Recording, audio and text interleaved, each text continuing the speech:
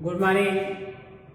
आज के क्लास में फसल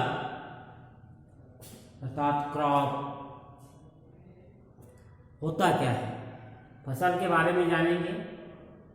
हर किसान फल या फसल या फ्लावर्स उत्पादित करते हैं, तो हमारे लिए खाद्यान्न के रूप में फसल एक विशेष महत्व रखता है, जो हमारे खाने के लिए प्रयोग में लाया जाता है। तो फसल कैसे उत्पादित होता है इस यूनिट में हम समझेंगे। तो सबसे पहले इसके बेसिक चीज़ों को पहले समझ लें। इसको क्या क्या नाम से जाना जाता है, बॉटनिकल नेम क्या है, इनके कुल क्या है, इनके बारे में जानेंगे। इससे पहले हम फसल की सबसे पहले परिभाषा जान लें। तो फसल को परिभाषित क्रॉप को कैसे करते हैं, तो फसल को इस तरीके से आप परिभाषित कर सकते हैं। एक ही आकार प्रकार के पौधों का वह समूह जो किसी क्षेत्र विशेष में किसी विशेष समय पर किसी विशेष क्षेत्र में किसी विशेष समय पर आर्थिक लाभ के लिए उगाया जाता है, उसे क्रॉप्स कहा जाता है या फसल कहलाता है। एक बार और सुनेंगे फसल की परिभाषा। एक ही आकार प्रकार के पौधों का वह समूह जो किसी विशेष क्षेत्र विशेष समय पर आर्थिक लाभ के लिए उगाया जाता है, उसे क्रॉप्स या फसल कहा जाता है। ये तो फसल की परिभाषा हो गया। अब फसल का वर्गीकरण तो बहुत सारे हैं, बीज के आकार पर, ऋतु के आधार पे, ठीक है, कुल के आधार पे, बहुत सारे हैं। आज हम केवल ऋतु के आधार पर फसलों का वर्गीकरण पढ़ेंगे। क्या? फसलों का ऋतु के आधार पे, किसके? सीजन के आधार पे या ऋतु के आधार पर उसका वर्गीकरण हो जानेंगे। क्लासिफिकेशन क्या है, कौन कौन से। तो ऋतु के आधार पे इनके वर्गीकरण को 3 भागों में बांटा गया है।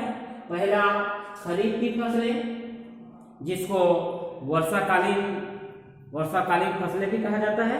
याद रखेंगे कि खरीफ की फसलें को वर्षाकालीन कहा जाता है। दूसरा रबी की फसलें, जो अभी चल रहा है ना, जो अभी क्या है, चल रहा है, वह रबी की सीजन है। तो रबी की सीजन जिसको क्या कहा जाता है, आपके शरदकालीन फसलें कहा जाता है। उसके बाद तीसरा है जायद की फसलें, जिसको ग्रीष्मकालीन फसलें कहा जाता है।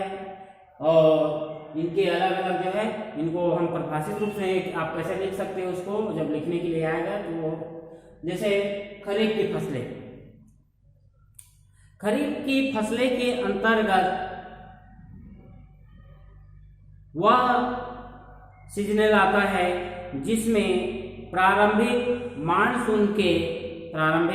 मानसून आने के जून से जुलाई तक बुआई की जाती है, तथा आपके अक्टूबर नवंबर में इनके क्या है, कटाई हो जाते हैं, तथा इनके पौधों की जमाव तथा पकने के समय अधिक तापमान व बढ़वार के लिए अधिक आर्द्रता की आवश्यकता पड़ती है। उसे खरीफ की सीजन कहा जाता है या वर्षाकालीन सीजन कहा जाता है, फसलें कहा जाता है।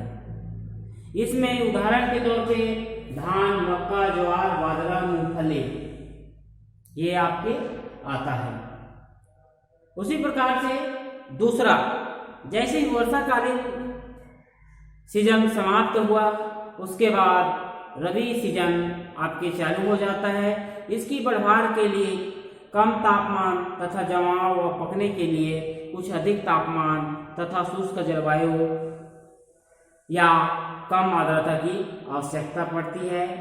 इन फसलों की बुआई प्रायः अक्टूबर नवंबर में की जाती है और मार्च अप्रैल में कटाई होता है। जैसे जौ, गेहूं, चना, मटर, बरसीम, आलू, इनके विशेष फसल हैं इस ऋतु के। उसी प्रकार से जायद की फसलें या ग्रीष्मकालीन जिसको कहा जाता है, जैसे ही रबी का सीजन समाप्त हुआ, इन फसलों में अधिक ताप व तेज गर्म व शुष्क हवा को सहन करने की क्षमता रहती है। इनकी बुआई फरवरी से मई तक की जाती है। जैसे खरबूज, तरबूज, तंबाकू, करेला का आपके टिंडा, लौकी। अधिकांश जायद में वेजिटेबल क्रॉप्स को उगाया जाता है, मतलब सब्जियों की खेती किया जाता है। जायद वाली फसलों में विशेष करके आता है। तो ये 3 मौसमी फसलें, मौसम के हिसाब से फसलों को बांटा गया, ऋतु के हिसाब से बांटा गया है। ठीक है, इसको इस तरीके से बना सकते हैं उदाहरण लेकर के। अब हम विशेष फसल के बारे में जाएंगे। फसलों के जो है वर्णन के पहले हम आज की क्लास में इनके कुछ फसल है हमारे जो प्रमुख है, जो आपके परीक्षा में आता है और आपके पीएचडी वगैरह में जब क्वेश्चन पूछा जाता है, तो इसमें आज हम जो है केवल इस यूनिट में हम केवल बॉटनिकल नेम और फैमिली, मतलब वनस्पतिक नाम और कुल के बारे में बस जानेंगे। कुछ फसल है जिसके बारे में, जैसे आपके धान है, अरहर है, सोयाबीन है, चना है, सूरजमुखी है और गन्ना। ये आपके 5 है क्रॉप्स है जिसके हम आज केवल वनस्पतिक नाम, जिसको बॉटनिकल नेम कहा जाता है, और फैमिली जिसको कुल कहा जाता है, इसके बारे में जानेंगे। इसको विशेष रूप से याद रखेंगे, यह आपके जीवन प्रयत्न काम आने वाला है।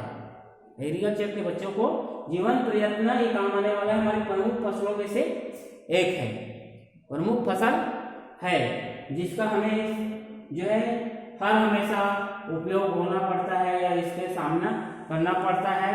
कृषक इसको उत्पादित करता है प्रमुख फसलों के रूप में। तो आज इसके बारे में हम जानेंगे। क्या धान का जो है बॉटनिकल नेम ओराइजा सटाइला, जिसका फैमिली होता है ग्रेमनी। जब भी बॉटनिकल नेम लिखा जाता है तो डबल इन्वर्टेड कॉमा के साथ और उसके नीचे में अंडरलाइन किया जाता है। ये मतलब बॉटनिकल नीचे में ये आपके नियम हैं, आपको लिखना ही पड़ेगा ये सब में। ठीक है, तो ये आपको विशेष याद रहना चाहिए। क्या धान को बॉटनिकल में ओराइजा सटाइला और उसका फैमिली कुल जो है ग्रेमनी कुल का पौधा है। उसके बाद अरहर के जेनस कजान लेग्यूमिनेसी कुल का है। लेग्यूमिनेसी कुल में जो है क्या है, राइजोबियम बैक्टीरिया पाया जाता है। उसके जो है जड़ों की गांठों में जो नाइट्रोजन को क्या करता है, स्थिरीकरण करता है। ये इसके जो है बेनिफिट है। ठीक है, उसके बाद सोयाबीन ग्लाइसिन नेक्स्ट, ये भी आपके लेग्यूमिनेसी कुल का है। चना का बॉटनिकल नेम साइसर एरिटेनम, ये उसका भी जो है लेग्यूमिनेसी कुल आता है। सूरजमुखी हेलियंथस एनस, इसका बॉटनिकल नेम है कंपोजिटी, इसका जो है कुल है। गन्ना सेकेरम आपिसिरेनम और ग्रेमनी कुल का ये पौधा है। इस तरीके से इसको आप विशेष रूप से मुखाग्र याद रखना है और ताकि आपके एग्जाम में आए तो आप इसको आसानी से लिख सकते हैं। धन्यवाद। आगे आप लोगों को धान के पूरा डिस्क्रिप्शन समझाया जाएगा कि धान का बॉटनिकल नेम, फैमिली, उसके महत्व, उसकी उत्पत्ति, उसके जलवायु, उसकी किस्म और उसके उपज, बुआई का तरीका, ये सभी चीज को बताया जाएगा। आपको 2-3 फसलों के बारे में मैं बताऊंगा, उसके हिसाब से आपको जो है बाकी फसलों के बारे में पढ़ाई करना पड़ेगा। ठीक है, धन्यवाद।